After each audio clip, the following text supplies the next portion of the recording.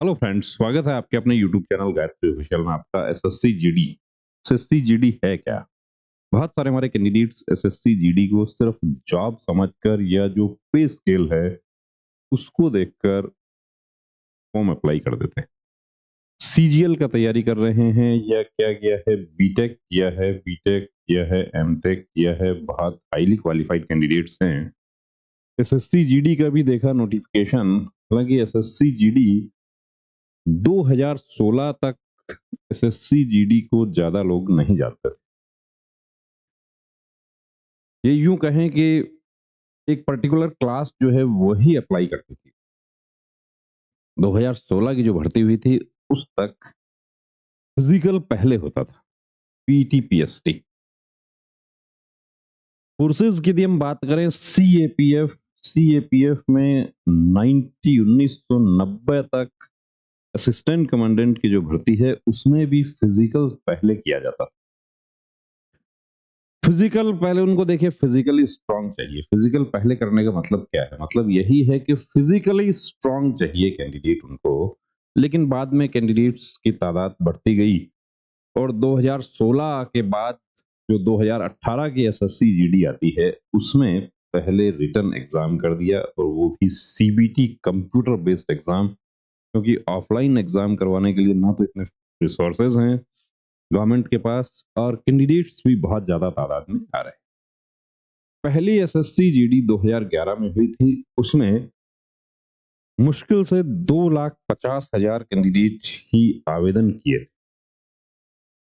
Apply ही 2,50,000 किया था। पद लगभग 55,000 थे, और उसमें भी लगभग ये था कि जो एस एस आईटीबीपी और आसाम राइफल ने अपना सेपरेट रिक्रूटमेंट किया था, सेपरेट एप्लीकेशन इनवाइट किए गए थे। इस समय 33 नंबर वाला कैंडिडेट भर्ती हो गया। ओबीसी, एससी, एसटी की यदि हम बात करें तो, और यूआर की बात करें तो 35 वाला भर्ती हो गया।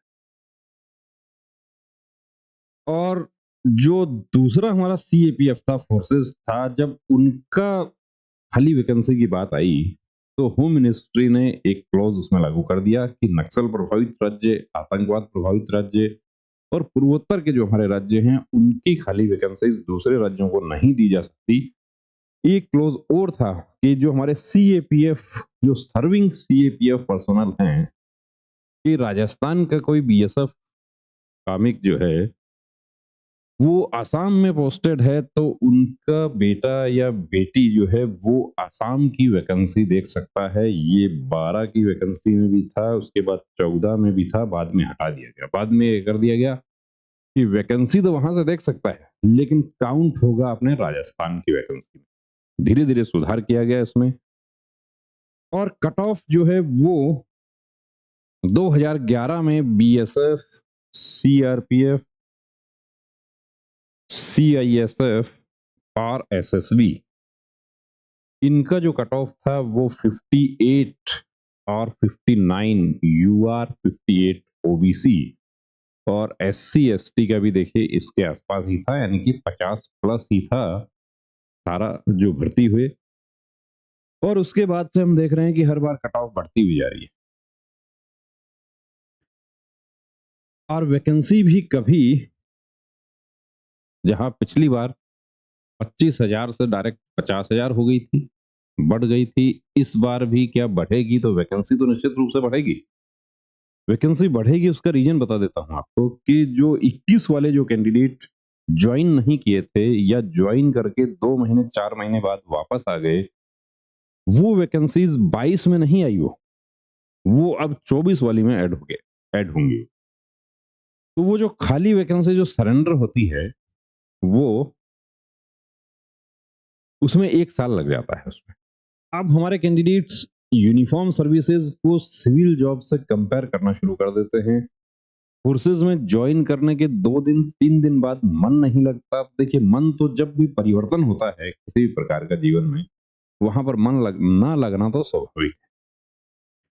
और ट्रेनिंग जो है वो तो बेस्ट पार्ट है आपका पूरा सर्विस का, कि आप पूरे सर्विस में आप याद करेंगे। देखिए, मैं तो इसको जॉब कहता ही नहीं हूँ, यूनिफ़ॉर्म जो है वो जॉब नहीं है, वर्दी जॉब नहीं है। वर्दी को यदि आप जॉब समझेंगे, आप लेखपाल के जॉब से आप तुलना करेंगे या आप बैंक के जॉब से आप तुलना करेंगे तो आप खुश नहीं रह पाएँगे। क्योंकि आपको बैंक की अच्छाई ही नज़र आएगी आपको। और फ़ोर्सेज़ से यदि हम तुलना करते हैं तो बैंक का जो जॉब है वो बिल्कुल अच्छा है, उसमें तो बिल्कुल एसी में बैठा रहता है बंदा। यहाँ पर तो सीएपीएफ की यदि हम बात करें तो यहाँ पर तो फील्ड में तो डीआईजी, आईजी जो हैं उनका भी जो है वो भी पिछले 10 साल में मॉडर्नाइज़ेशन हुआ है, वरना उस 15 मान लीजिए, उससे पहले तो उनकी गाड़ियों में भी एसी नहीं होता था, वो भी नॉन एसी गाड़ियाँ होती। और अकोमोडेशन की बात करें तो फील्ड में तो टेंट में रहना होता है, कि जहाँ जैसा है अकोमोडेशन वैसा रहना होगा, वैसा अब लड़ाई के लिए आप तैयार हो रहे हैं तो आप दूसरे से तुलना कैसे कर सकते हैं? तो देखिए हमारे तमाम वो कैंडिडेट्स जो हाईली क्वालिफाइड हैं और जिनको ये लगता है कि मैं सीजीएल कर सकता हूँ, मैं सीपीयू एसआई कर सकता हूँ या मुझे एमटीएस करना है या मुझे रेलवे करना है, वो क्या है कि यहाँ पर यदि अप्लाई ना करें तो आप 2 तरीके से देखिए फ़ायदा कर सकते हैं। किसका?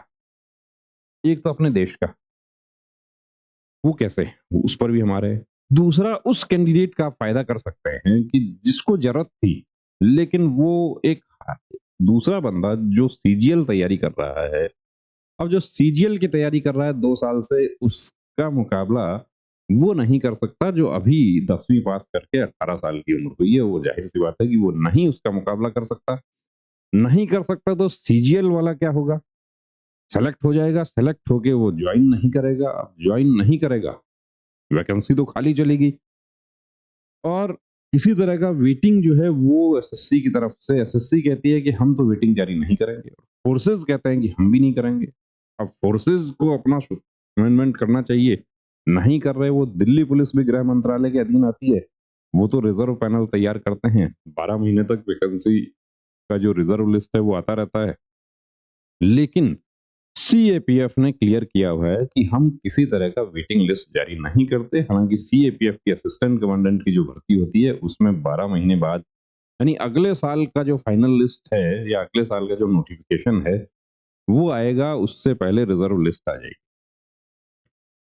तो देखिए वीडियो बनाने का मकसद यही है कि जो कैंडिडेट्स जिनको ऐसा लगता है कि मैं दूसरी जगह सेलेक्ट हो जाऊंगा या जिनको फोर्सेस के बारे में जानकारी नहीं है, जो सिर्फ इसको जॉब समझ के जा रहे हैं, या उसके बाद क्या होता है कि ज्वाइन नहीं करते हैं। अभी मैं आपको एक कमेंट दिखा देता हूँ, मैसेज दिखा देता हूँ।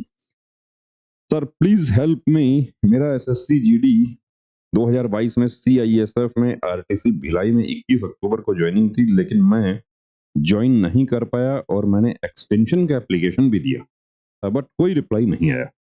अब 2 महीने होने वाले हैं, क्या सर मैं अब जॉइन कर सकता हूँ? प्लीज़ रिप्लाई सर, अब मैं क्या करूँ? यदि आपने एक्सटेंशन के लिए अप्लाई किया था और आपके पास कोई रिप्लाई नहीं आया तो इसका मतलब आपका एक्सटेंशन जो है वो अभी पेंडिंग में है, और आप अब भी चले जाइए, जाके वहाँ पर खड़े हो जाइए कि मैंने अप्लाई किया था, मेरे पास कोई रिप्लाई नहीं आया, तो मैं अब आ गया हूँ। जॉइनिंग लेटर जारी होने के 6 महीने तक आपकी दावेदारी उस पर बनी रहती है। दूसरी जगह आप सेलेक्ट हो गए हैं तो भी दावेदारी बनी रहेगी। आप कंपेयर कर रहे हैं, देखिए सिविल पुलिस से बीएसएफ को, सीआरपी को, आईटीबीपी को कंपेयर कर रहे हैं तो वो भी आप गलत कर रहे हैं। सिविल पुलिस का जॉब अलग है। सिविल पुलिस में आप अपनी ड्यूटी करने के बाद आप घर के नजदीक रहते हैं, एक समय पर आपको जॉब दिखाई देता है, उसके बाद आदमी की प्राथमिकताएं जो है वो चेंज होती रहती हैं, और उसके बाद कि मैं घर के नजदीक रहूं, घर परिवार सब कुछ, देखिए हर चीज की जरूरत होती है। और हाईली क्वालिफाइड जो कैंडिडेट्स हैं वो देखिए वो ज्वाइन नहीं करेंगे। अब जैसा कि ये कैंडिडेट हैं, अब इनका अभी भी मन नहीं है, मैं बता दूं।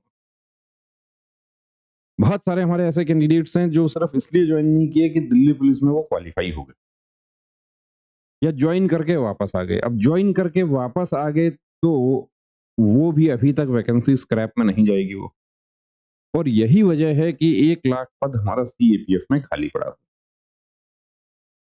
तो जो कैंडिडेट्स तुलना कर रहे हैं इसकी और सिविल जॉब की, ज्वाइन करने के बाद उनको तो देखिए मैं एक बात ये बता दूं कि आप जहाँ हैं, वहाँ पहुँचने के लिए बहुत सारे लोग तैयारी कर रहे हैं। कि आप भी सुबह 4 बजे उठते हैं या हथियार निकालने के लिए आपको चलिए 3 बजे उठना होता होगा, या आपकी नाइट ड्यूटी है, आप 1 बजे रात में डंडा लेके अपने ट्रेनिंग सेंटर में ड्यूटी कर रहे हैं, तो आपका ही दोस्त जो है वो 1 बजे रात में पढ़ाई भी कर रहा है कि वो अगली भर्ती में आपकी जगह लेना चाह रहा है, आप जहाँ हैं वहाँ पहुँचना चाह रहा है। और आप हैं कि आपका मन नहीं लग रहा, आपको ऐसा लग रहा है कि मैं दूसरा जॉइन कर लेता या मुझे दूसरा मिल जाता। कितना आपने तैयारी किया यहाँ तक पहुँचने में? 1 साल, 2 साल, 3 साल, 5 साल, और कुछ तो हमारे ऐसे कैंडिडेट हैं जो 3 साल का छूट मिला था, उसकी वजह से 2022 वाली भर्ती में उनको मौका मिल गया। तो देखिए दोस्तों, मन लगाना है, और जो कैंडिडेट अभी अप्लाई कर रहे हैं उनको ये कहना चाहूँगा, सीपीओ सब इंस्पेक्टर के लिए भी यही बात लागू होती है। सीपीओ सब इंस्पेक्टर में भी बहुत सारे कैंडिडेट्स सिर्फ दिल्ली पुलिस के लिए अप्लाई करते हैं, और आपको लगे कहीं न कहीं कि दिल्ली पुलिस मुझे नहीं मिल रहा है जो कट ऑफ आ रही है उसके अनुसार, तो आप किसी भी चरण में उस भर्ती प्रक्रिया को आप छोड़ देते हैं, तो आप दूसरे कैंडिडेट का फ़ायदा कर देते हैं। तो बने रहिए दोस्तों चैनल के साथ, और वीडियो को अपने दोस्तों के साथ शेयर कीजिए। जिनका मन नहीं लग रहा है वो उनको याद करें कि जो आप ड्यूटी कर रहे हैं, लेकिन आपकी ड्यूटी लेने के लिए या आपकी जगह लेने के लिए, आप जहाँ हैं वहाँ पहुँचने के लिए कोई कैंडिडेट पढ़ाई भी कर रहा है उसी समय जिस समय आप ड्यूटी कर रहे हैं। तो बने रहें चैनल के साथ। शुभकामनाएं। जय।